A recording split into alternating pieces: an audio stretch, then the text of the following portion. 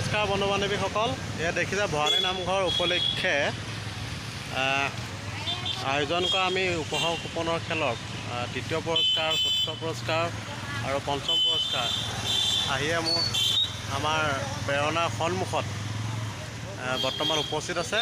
আৰু যিসকলে এতিয়াও টিকেট সংগ্ৰহ কৰা নাই তেওঁলোকে সোনকালে টিকেট ক্ৰয় কৰক আৰু নিজৰ ভাগ্যখন পৰীক্ষা কৰক। ধন্যবাদ।